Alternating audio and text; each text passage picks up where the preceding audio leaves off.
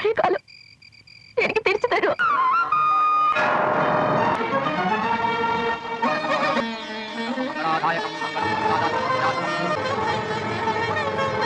നിന്റെ ഭർത്താവ് അദ്ദേഹം നിന്നെ ഒരുപാട് സ്നേഹിക്കുന്നുണ്ട്. എല്ലാം പറഞ്ഞിട്ടും അനുകൂലമായി മറുപടിക്ക് വേണ്ടി കാത്തു നിൽക്കുന്ന ആ മനുഷ്യനെ നിരാശപ്പെടുത്തരുത്. അവനെയാണെന്ന് അറിഞ്ഞുകൊണ്ട് തന്നെയാ വന്നതും നിന്ന് തന്നതൊക്കെ. എനിക്ക് കഴിച്ചു മറ്റുള്ളത് മുഖത്തിട്ട് തന്നെ കഴിച്ചോളൂ.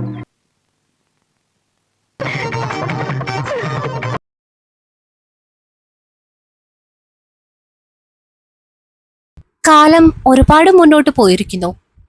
ആ കുന്നിൻ മുകളിലെ ക്ഷേത്രനടയിൽ വെച്ച് കൈകോർത്ത മുകുന്ദനും ഹേമയും ഇന്ന് സന്തോഷകരമായ ഒരു കുടുംബജീവിതം നയിക്കുകയാണ്. മുകുന്ദൻ ആ പഴയ മനുഷ്യനല്ലായിരുന്നു. ഒരിക്കൽ എല്ലാം നഷ്ടപ്പെട്ടവൻ എന്ന വേദനയിൽ നിന്ന് ജീവിതത്തെ വീണ്ടും വിശ്വസിക്കാൻ പഠിച്ച ആളായി അദ്ദേഹം മാറി. ഹേമയുടെ സ്നേഹവും സഹനവും അദ്ദേഹത്തിന്റെ മനസ്സിലെ മുറിവുകൾ പതിയെ ഭേദമാക്കി. ഹേമ തന്റെ പഴയ ജോലിയെല്ലാം നിർത്തി ഇന്ന് സ്വന്തമായൊരു ഹാൻഡിക്രാഫ്റ്റ്സ് ജ്വല്ലറി ബിസിനസ് നടത്തുകയാണ്. ഹേമ ആർട്സ് ആൻഡ് ഡിസൈൻസ് എന്ന വലിയ സ്ഥാപനമായി അത് വളർന്നു.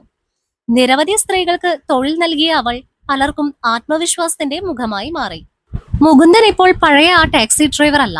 അയാൾ സ്വന്തമായ ഒരു ജീവിതം തന്നെ കെട്ടിപ്പടുത്തു. പ്രമുഖ മൈക്രോ ഫിനാൻസ് സ്ഥാപനത്തിൽ മാനേജറായി ജോലി ചെയ്യുകയാണിപ്പോൾ. പണ്ട് മുകുന്ദൻ ജോലി ചെയ്തിരുന്ന ബാങ്കിലെ ശശിയും അവിടെ ഒരു ഫീൽഡ് സ്റ്റാഫായി ജോലി ചെയ്യുകയാണ്. ശശി പറഞ്ഞാണ് മുകുന്ദൻ പഴയ ബാങ്ക് മാനേജർ ആന്റണിയുടെ മരണവിവരം അറിയുന്നത്. മുകുന്ദനും ഹേമയ്ക്കും ഒരു മകളുണ്ട്, വൈഷ്ണവി. അവൾ എഞ്ചിനീയറിംഗ് പഠിച്ച് ബാംഗ്ലൂരിൽ ഒരു പ്രമുഖ കമ്പനിയിൽ എഞ്ചിനീയറായി ജോലി ചെയ്യുകയാണ്. ആത്മവിശ്വാസവും ലാളിത്യവുമുള്ള പെൺകുട്ടിയാണ് അവൾ. മറുവശത്ത് മുകുന്ദന്റെ വലിയ മനസ്സ് മനസ്സിലാക്കിയ രാധയും ശ്രീറാമും തങ്ങളുടെ ജീവിതം തിരിച്ചുപിടിച്ചു. കോളേജ് അധ്യാപകനായ ശ്രീറാമിന്റെ കുടുംബം ഇന്ന് ബാംഗ്ലൂരിൽ സ്ഥിര താമസക്കാരാണ്. മുകുന്ദൻ ചെയ്ത ത്യാഗം പാഴാക്കില്ലെന്ന് ഉറപ്പിച്ച രാധ ശ്രീറാമിന് നല്ലൊരു ഭാര്യയായി മാറി. രാധയുടെ പഴയ മൗനം ശ്രീറാമിന്റെ സഹനത്തോടെ അലിഞ്ഞുപോയി. രാധയുടെ അച്ഛൻ ഇന്ന് ജീവിച്ചിരിപ്പില്ല. രാധ ഒരു സ്കൂളിൽ അധ്യാപികയായി ജോലിയിൽ പ്രവേശിച്ചു. അവർക്കൊരു മകൻ കൂടിയുണ്ട്, അർജുൻ. അർജുൻ ഒരു നാഷണലൈസ്ഡ് ബാങ്കിൽ പ്രൊബേഷണറി ഓഫീസറായി ജോലി ചെയ്യുന്നു. ഇതിനിടയിൽ ശ്രീറാമിന്റെ അമ്മയും എന്നേക്കുമായി വിടവാങ്ങി. രാധയുടെ സഹോദരൻ പാർത്ഥന്റെ വിവാഹം കഴിഞ്ഞു. അവർക്കൊരു മകൻ കൂടിയുണ്ട്, വിശാൽ. വിശാൽ ഒരു മിടുക്കനായ എഞ്ചിനീയർ ആണ്. വിശാലും മുകുന്ദന്റെ മകൾ വൈഷ്ണവിയും ഒരേ കമ്പനിയിൽ ജോലി ചെയ്യുന്നതിനിടയിൽ പരസ്പരം ഇഷ്ടത്തിലാവുന്നു. തങ്ങളുടെ കുടുംബങ്ങളുടെ പഴയ കഥകൾ അറിയാതെയാണ് അവർ പ്രണയത്തിലായത്. അങ്ങനെയിരിക്കെ ഒരു ദിവസം ഒരു ഔദ്യോഗിക ആവശ്യത്തിനായി മുകുന്ദൻ ബാംഗ്ലൂരിൽ എത്തുന്നു. ജോലി കഴിഞ്ഞ് തിരികെ പോകാൻ ഒരുങ്ങുമ്പോൾ മഴ പെയ്യാൻ തുടങ്ങി. അടുത്തുള്ള ഒരു ബസ് സ്റ്റോപ്പിലേക്ക് അദ്ദേഹം ഓടിക്കയറി. അവിടെ കുട്ടികളോടൊപ്പം നിന്നുകൊണ്ടിരുന്ന ഒരു സ്ത്രീയെ കണ്ടപ്പോൾ മുകുന്ദൻ നിശ്ചലമായി. രാധ. അവളും അദ്ദേഹത്തെ കണ്ടു. ഒരു നിമിഷം വർഷങ്ങൾ പിന്നിലേക്ക് പോയതുപോലെ തോന്നി. പക്ഷേ ഇത്തവണ അവരുടെ കണ്ണുകളിൽ വേദനയില്ലായിരുന്നു. പകരം ജീവിതം പഠിപ്പിച്ച സമാധാനം മാത്രം. ആ കണ്ണുകളിൽ ഇപ്പോൾ പ്രണയനൈരാശ്യമോ സങ്കടമോ ഒന്നുമില്ല. പകരം അവർ തെരഞ്ഞെടുത്ത ജീവിതത്തിലെ സമാധാനവും പരസ്പര ബഹുമാനവും മാത്രമാണ് ഉണ്ടായിരുന്നത്.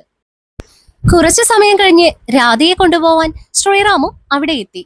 മുകുന്ദനെ കണ്ടപ്പോൾ അദ്ദേഹത്തിന്റെ മുഖത്ത് സന്തോഷം നിറഞ്ഞു. എത്ര വർഷമായി മുകുന്ദ നമ്മൾ തമ്മിൽ കണ്ടിട്ട്, ശ്രീറാം പറഞ്ഞു. അങ്ങനെ മുകുന്ദനും രാധയും ശ്രീറാമും 3 പേരും ഒരുമിച്ച് വളരെ സന്തോഷത്തോടെ ഭക്ഷണം കഴിക്കുന്നു. അങ്ങനെ നാളുകൾ കടന്നുപോയി. ശ്രീറാമിന്റെയും രാധയുടെയും മകൻ അർജുൻ തന്റെ ജീവിത പങ്കാളിയെ കണ്ടെത്തുകയും ചെയ്തു. അർജുന്റെ വിവാഹ ദിവസം എത്തിച്ചേർന്നു. ആ മംഗളകർമ്മത്തിന് സാക്ഷ്യം വഹിക്കാൻ ഒരു പ്രത്യേക അതിഥിയെ ശ്രീറാം ക്ഷണിച്ചിട്ടുണ്ടായിരുന്നു. അത് മറ്റാരുമല്ല, ശ്രീറാമിന് ജീവിതം തിരിച്ചു നൽകിയ മുകുന്ദനായിരുന്നു. വിവാഹ മണ്ഡപത്തിലേക്ക് മുകുന്ദനും ഹേമയും കടന്നു വരുന്നു. എല്ലാവരുടെയും സാന്നിധ്യത്തിൽ അർജുൻ തന്റെ വധുവിന്റെ കഴുത്തിൽ താലി ചാർത്തി. അവിടെ വെച്ച് മുകുന്ദൻ പാർത്ഥനെ കണ്ടിരുന്നുവെങ്കിലും ഇരുവരും തമ്മിൽ മൗനം പാലിച്ചു. അങ്ങനെ നാളുകൾ കടന്നുപോയി. ഒരു ദിവസം പാർത്ഥനും ഭാര്യയും മകൻ വിശാലും മുകുന്ദന്റെ വീട്ടിലെത്തുന്നു. മുകുന്ദനെ കണ്ട മാത്രയിൽ പാർത്ഥന്റെ കണ്ണുകൾ നിറഞ്ഞു. ഭൂതകാലത്തിലെ ശത്രുതയെല്ലാം മറന്ന് അവൻ മുകുന്ദന്റെ കൈകൾ പിടിച്ച് വിതുമ്പിക്കൊണ്ട് പറഞ്ഞു, എനിക്ക് അന്ന് തെറ്റുപറ്റി മുകുന്ദ. മുകുന്ദൻ എന്നോട് ക്ഷമിക്കണം. നിന്റെ ജീവിതം നശിപ്പിച്ചത് ഞാനാണ്. പക്ഷേ നീ തിരിച്ച് എല്ലാവർക്കും തന്നത് സ്നേഹവും ജീവിതവുമാണ്. എന്നാൽ പഴയ ദേഷ്യമോ പകയോ ഒന്നും മുകുന്ദന്റെ മനസ്സിൽ അവശേഷിച്ചിരുന്നില്ല. അവൻ പാർത്ഥനെ കെട്ടിപ്പിടിച്ച് ആശ്വസിപ്പിച്ചു. ആ സമയത്താണ് വൈഷ്ണവി വിശാലിനെ കാണുന്നത്. ഇതോടെ പഴയ കഥകളെല്ലാം അവർ അറിയുന്നു. വൈഷ്ണവിയും വിശാലും തമ്മിൽ പ്രണയത്തിലാണെന്ന് ഇരുവരുടെയും കുടുംബങ്ങൾ അറിയുന്നു. മുകുന്ദൻ പഴയ സംഭവങ്ങൾ മുൻനിർത്തി ഈ ബന്ധത്തോട് താല്പര്യം പ്രകടിപ്പിച്ചില്ല. എന്നാൽ പാർത്ഥൻ പണ്ട് തനിക്ക് പറ്റിയ തെറ്റ് ഇനിയും സംഭവിക്കരുത്, സ്നേഹിക്കുന്നവർ തമ്മിൽ ഇനി പിരിയരുത് എന്ന ദൃഢനിശ്ചയത്തോടെ മകൻ വിശാലിനെയും വൈഷ്ണവിയെയും തമ്മിൽ ഒരുമിപ്പിക്കുന്നു.